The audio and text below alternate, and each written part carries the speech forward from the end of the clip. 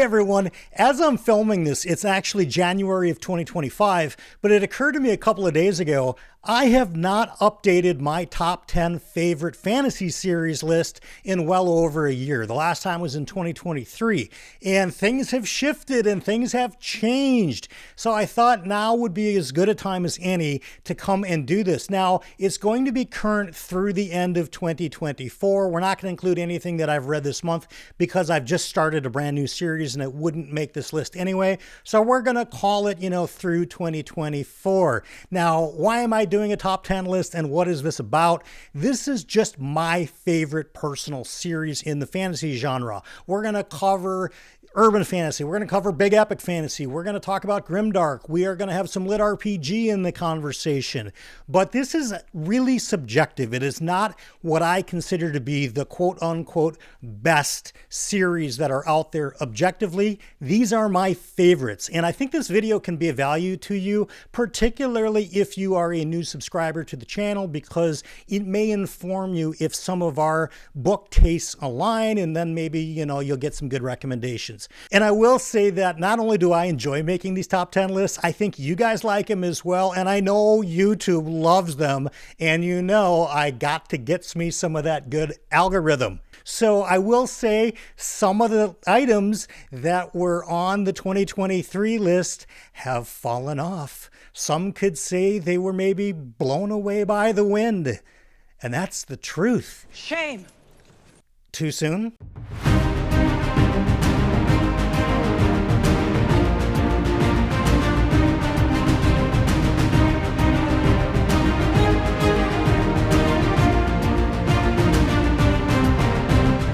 All right, so here we go with the top 10. I will share with you that at the very end of this list, I'm going to let you know a couple of series that barely missed out on this list, but I also love them a lot and I want to recommend them. And of course, we will do a one for the road at the end.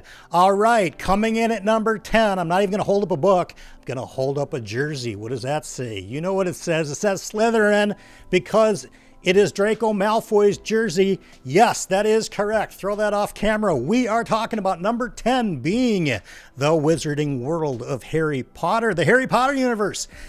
I can't get enough of this, right? So a lot of you guys are of the age that you really grew up with Harry Potter. Clearly, I was already an adult when Harry Potter came out, but talk about just the imagination ran wild for all of us as fantasy readers, and it had been such a long time since fantasy had really become very mainstream, and everybody was reading Harry Potter. And even as an adult, I wanted that invite to go to Hogwarts, right? I wanted to go to potions class. I wanted to be in Defense of the Dark Arts. I wanted to explore the Hogwarts Castle. I still do want to explore the Hogwarts Castle. So for me, number 10 of my personal favorite fantasy series, Harry Potter Universe by J.K. Rowling. Let's move on. Coming in at number 9, we are in the world of urban fantasy, and I am talking about Richard Kadri's Sandman Slim universe. I am holding up the book King Bullet, which is the finale to the Sandman Slim universe, although he did mention he may write another book in the Sandman Slim universe, so that would be awesome. But what do we have here? We have urban fantasy set in Los Angeles. The premise of this story is that we've got our guy James Stark hanging out with a bunch of his friends, and they're doing a magical ritual, and they all betray him and send him to physical hell, where he lives for, I think, like 11 or 12 years and fights in gladiator battles. God, I couldn't barely even say that. Fights in gladiator battles and becomes the devil's hitman. Now, on page 1 of book 1, Sandman Slim, he's already done everything that I've just told you. That gets recapped later. What we find on page 1 is he's the first person to ever escape hell. And what does he want to do? He wants to find his so-called friends that put him there in the first place and exact his revenge. This is a phenomenal revenge tale, but like a lot of book ones, it does grow in scope. It does grow in cast as we get through the books. I love Sandman Slim. I love Richard Kadri's sensibility of the James Stark character. I love the unique voices that he comes up with for all the rest of the cast. It's a big recommend for me. Number 9, Sandman Slim Universe by Richard Kadri. Let's move on. All right, coming in at number 8. Now, this was on the list before, but it did slip a place or two. We are talking Robert Jordan's magnum opus, The Wheel of Time. Of course, I'm holding up The Eye of the World, which is book 1. I read this series back in 2021, and I did it kind of in a strange way. I just read the entire thing back to back to back to back to back throughout all 14 books. That's 4.4 million words I did straight of Robert Jordan's Wheel of Time. And there are so many things that put this into the top 10 of my personal favorites for me. I really love the cast. Now, clearly, it's a huge cast. Some of the main character groups I like better than the others. That seems to make sense. I love the world building. I love the individual, almost like side adventures that a lot of the casts are off on. And I love how he weaves so many threads, together that find their way to the conclusion. And while he didn't write the last 3 books, they were actually written by Brandon Sanderson after Robert Jordan's passing. It's really, really good. The last battle itself, one of the best battles I've ever read. Just for reference, I talked about Harry Potter earlier. The chapter of the last battle in the finale book of The Wheel of Time is actually longer than Harry Potter and the Sorcerer's Stone. That one chapter. It's crazy. Anyway, we are at number 8, Wheel of Time. Robert Jordan for sure. Let's move on. Before we get into the rest of the list, if you like the vibe of the channel, if you want to see more top 10 lists, please do hit that thumbs up like button. It helps YouTube show us to lots of brand new people. If you want to hang out with me more, engage into the comments, think about hitting that subscribe button and then hit the subscribe button. It actually helps grow the channel considerably. And if you really want to go the extra mile, please do share it with your socials if you like. But really the most important thing when it comes to watching YouTube, and I will share this on behalf of all of my friendly, content creators that I'm, associated with in some form, is that the best thing that you can do for your favorite creators is to watch the entirety of their video, right? Don't just buzz through it. Don't do the timestamps and blah, blah, blah, blah, blah. I understand that you're busy. I understand that, it would be very simple if I did a top 10 list and just listed them in the comments and we didn't need a video, right? Because then you'd know what they are, as opposed to buzzing through the timestamps. What happens is that YouTube will see people watching the entirety of the video and they'll show it to more people, and that can help your favorite creator. All right, enough of that. Let's get back to the list. Coming in at number 7, we are back to urban fantasy, but this time we're going to the Midwest. We are going to Chicago, and of course I'm talking about Jim Butcher's The Dresden Files. All right. Clearly one of my favorites, clearly a series that I anticipate every new entry and their day one reads for me.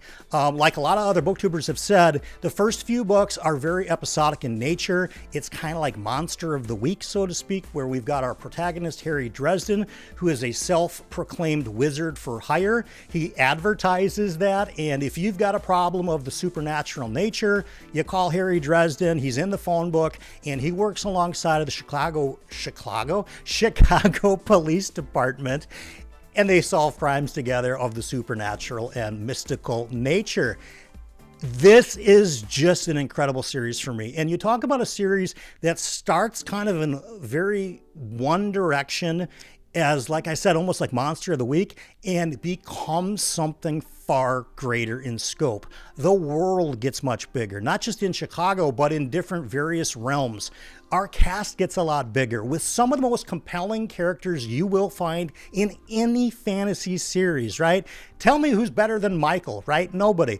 If you've not read the series, you don't know who I'm talking about, but yeah, it's a phenomenal character. Same with Butters. Anyway, I'm not going to give you any spoilers. If you've not read the Dresden Files and urban fantasy seems like something that you're interested in, I highly recommend you start with Stormfront. Get through those first 3 books, right? The second book, Full Moon, I don't even like the book, but it is important to get to book 3 because then the series really ramps up, and they are short books, so it won't take you that long, and then you can join the Dresden party. It's a fun series. It makes my list at number 7. Let's move on. All right, coming in at number 6 is one of the funniest guys that I have ever read, period. I am relatively new to this universe. I did not read this series because it got described as grimdark and bleak and all these morally gray characters, and you don't really like anybody.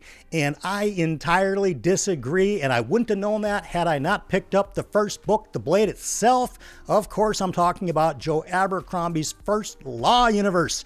I've read everything in this universe. The common gripe that a lot of people talk about with The Blade itself is that the plot doesn't go anywhere and that there essentially is no plot. I disagree to some extent, but I will say this book is really important to understand who the characters are in our first trilogy. And yeah, they do show up later in the standalones and even in the follow-up trilogy, The Age of Madness later. But come on, you talk about character exploration. Logan Ninefingers, the ultimate in a berserker barbarian, right? Glocta, one of the greatest sort of like protagonists slash antagonists there ever is. You know, you don't know if you're rooting for him, but you kind of want to, even though the guy is a torturer, right? So there's nothing to like about him, and yet we all still do. So yeah, for sure for me, Joe Abercrombie's First Law universe. It in the top 10. It makes number 6 this year on the list. Let's keep moving. All right, coming in at number 5. You knew, if you know this channel at all, this series was gonna show up somewhere. I have been screaming from the rooftops about Lit RPG from about 2012 till now, right? That's 13 years I've been telling people you gotta try some Lit RPG. So it is with great happiness and pride that I can say that my number 5 series of all time right now for my favorite fantasy series is absolutely Matt Dinniman's Dungeon Crawler Carl. Now, why do I like this series better than everything else I've read in Lit RPG? And there's hundreds of books I've read in Lit RPG. So why is this one my favorite? Well, for one, Matt Dinniman is hilarious, and his sense of humor for me just absolutely works. Secondly, Carl, the ex-Coast Guard guy, and his, ex-girlfriend's showcat, Princess Donut, are two of my favorite characters in any fantasy series ever, right? I love following their adventures. The other part about this is that it's not just satire. It's not just comedy. It's not what a lot of people think about Lit RPG in terms of grinding or getting levels or the progression of it. Yeah, that's all there, but it isn't really the focus of Dungeon Crawler Carl. Dungeon Crawler Carl sets out to do a couple of things, and it accomplishes them, in my opinion, remarkably well. First of all, it's a super fun series, and I think that that is really the number one thing that Matt Dinniman is going for. Checkbox, he's got that. The second thing is that he explores some very deep themes as these books go on that are very surprising. And as a listener, for me, I do it on audiobook. We'll talk about that in a second. But as a listener, we go from this kind of cool premise, right? And you already know about Dungeon Crawler Carl. I'm not going to give you the whole premise. But we go with these characters into a deep dive of their, I want to say, almost like conscious evolution, right? Where we find out that what they thought was real all along, maybe not be, right? And we might have a very narrow vision of the universe until that universe gets opened up to us. And the huge growth that both Carl and Princess Donut, as well as the rest of the cast, all go through as they try to merely stay alive and make it to the next floor of the dungeon. Dungeon Crawler Carl is by far the best audio series I've ever listened to. I do not think there's a better voice actor in the game today than Jeff Hayes. He's my personal favorite, so coming in at number 5, you knew it was going to be here, Dungeon Crawler Carl. Let's keep going. All right, coming in at number 4, this was on the list last time, and it's kind of about the same spot that it was. We are into the multiverse of Stephen King, and of course, I am talking about The Dark Tower. Yeah, 7 books that are just genre blending like no other series I've ever read, right? We've got Western, we've got fantasy, we've got science fiction, we've got horror, we've got grimdark, we've got urban fantasy. It is all thrown together in this amalgamation of genre called The Dark Tower. The protagonist, Roland Deschain, is one of my top 5 main characters of any series, of any genre, period, in fiction. I love Roland a ton. The first book, The Gunslinger, reads a little bit drier than the rest of the series. And a lot of people get hung up there, right? They read The Gunslinger and they go, you know what? It's not really for me. And it's a little dry. It's a little boring. I love the first line. It does have the best first line in any book, period. But my suggestion is read The Gunslinger, then read the second book, The Drawing of the Three, because that's when Roland really summons his quartet, the other main characters that form the group, that Roland goes on this wide, sprawling adventure through Midworld to finally make it to the Dark Tower, because that's what this whole thing's about. Roland is trying to get from where he starts to the Dark Tower in a world that is sort of moved on. And you'll understand what I mean by that as you read this series.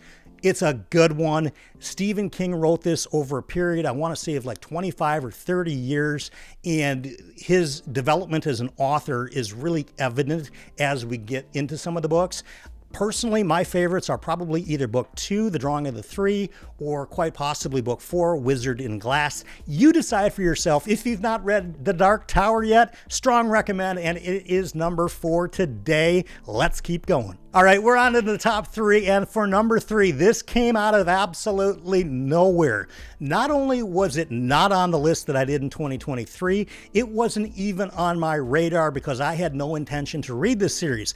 Now, if you are a subscriber to the channel, you guys already know we do community polls every month where I ask you guys, what do you want me to read? And I give you a few selections and you guys pick it. And back in February of 2024, you guys voted in this book, Gardens of the Moon. Yes, number 3, out of absolutely nowhere, the Malazan Book of the Fallen.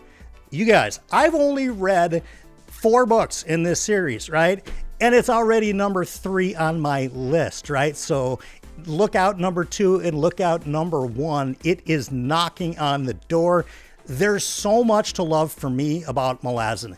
When you talk about epic fantasy, you'd be hard-pressed to find more epic as a word that describes this series. It's epic characters. It's epic number of characters. It's epic magic, right? So we've got gods walking the earth with us. And as humans, we are sort of subject to their whims, and they're fighting amongst each other as well. And the magic isn't entirely clear, nor is really the premise of a lot of the things at the very beginning, right? Steven Erikson doesn't hold your hand, but I want to make something really clear while I'm talking about this series. Do not let this reputation of Malazan being so challenging stop you from reading Gardens of the Moon. There's a few reasons why I say this. Number 1, you are not reading Gardens of the Moon in a vacuum, right? So if you're watching this, you're already familiar with BookTube. Just read the book, you'll get what you get, and I think that the challenge level for 1 is highly estimated. It's not nearly as tough as people say it is. But the other thing is that there are so many amazing Gardens of the Moon videos that if you read the book and you go, you know what, I got most of it, but I'm a little bit unclear on this or that, there are 1,000 videos that you can go watch and you'll learn everything you missed maybe in Gardens of the Moon. And there's a good chance you don't even miss anything, right? So I hugely recommend Malazan Book of the Fallen. It came knocking, it kicked the door down of this top 10 favorite list, and it moved all the way up to number 3. Let's get into the top 2. Coming in at number 2, same as last time, I believe, George R.R. Martin's A Song of Ice and Fire. Of course, book 1 is A Game of Thrones. What can I really say about this series that hasn't been said a million times? We have some of the grimmest things that happen in any book series. We have some of the most epic in scope world building that we're ever going to find. We have lore that George R.R. Martin has written that goes back thousands of years in Westeros, all right? The thing is just so comprehensive in nature that even though it's unfinished, even though there's only 5 books, even though a lot of people think that book 6 will never come out, let alone book 7, it still remains number 2 because of how good those first 5 books of the series are. I've sort of moved on from A Song of Ice and Fire in terms of like anxiously, awaiting the winds of winter. I kind of moved past that a long time ago because there's so many great series that I haven't read yet. There are so many ongoing series that are still continuously putting books out that I'm more excited about than, say, waiting, with bated breath for The Winds of Winter. But those 5 books that he's written are already cemented for me as a top 10 favorite series of all time. I don't know how it will ever fall off of this list. Some of my favorite characters, including Tyrion Lannister, is probably my favorite of this series. They just speak to me, and what he's built is incredible. I think that the books are just so good. And in book 1, I'm not going to even spoil anything. You probably already know, but he did something towards the end of book 1 that I'd never read before in any fantasy series, let alone any, genre of any kind of fiction. He did something with the character that was so unexpected. It shocked me. It just floored me. So, coming in at number 2, A Song of Ice and Fire. Let's get to the top one. We've arrived at number 1, and just like the last time I did this list, we are talking about Robin Hobb's The Realm of the Elderlings. This book series is just so important to me for all kinds of reasons. And I want to share with you a real quick story because you guys probably already know that this book series starts off with our main character, Fitz. He is 6 years old in the first book of the Farseer trilogy. And by the time we get to Assassin's Fate, which I believe is the last book, I think probably is. Anyway, by the time we get there, he's an old man already, and we have witnessed his entire life story throughout, this entirety of the series. Now, for me, The Realm of the Elderlings is going to hit a little bit different, I think, than for a lot of people. I think because of the fact that while I was reading these books, I was having a lot of challenges in my life, both in personal life and in career, life.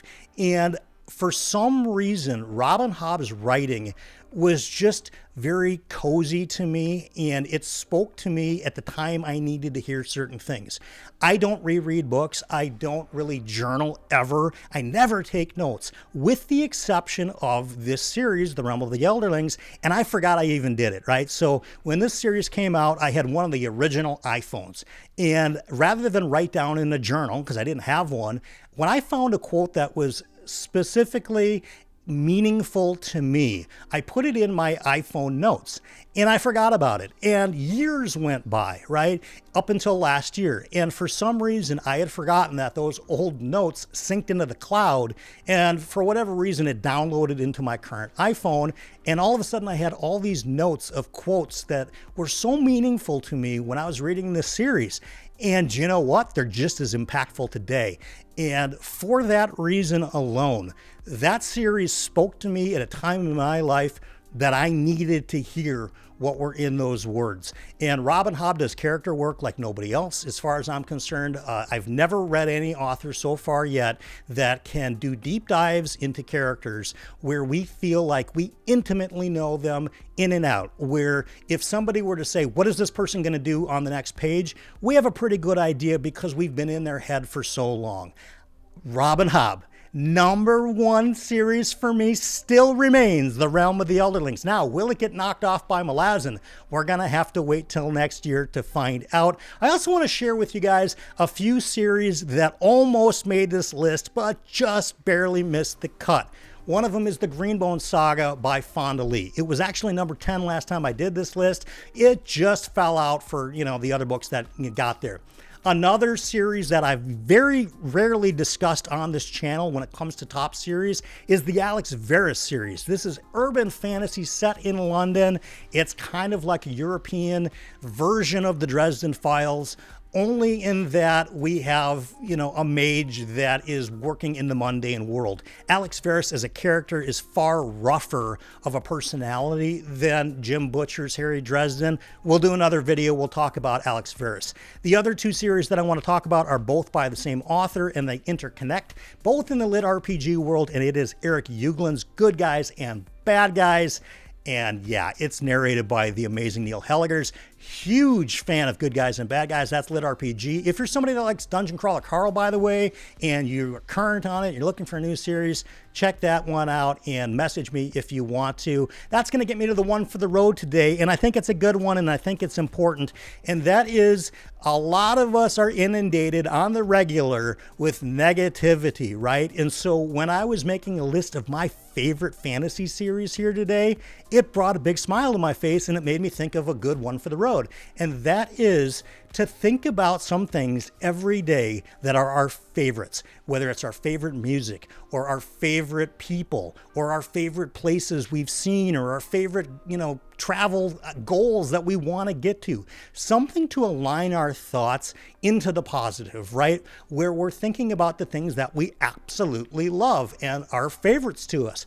Because I think that can offset a lot of the negativity that comes from all angles these days. The world is not a very kind place quite often. And I think if we spend a little bit of time every day thinking about what we truly love, it helps negate that considerably. Now, I would love to know in the comments, what are your top 10 favorite series, or at least some of the ones that would make your list if you were doing them. If you want to share them all with me, great. You guys already know I respond to every comment. I love when we have engagement together. This has been a completely fun list to do. I'm so excited to find out where this is going to go about a year from now. For now, I will leave you with this. Stay positive, and of course, here's your fortune.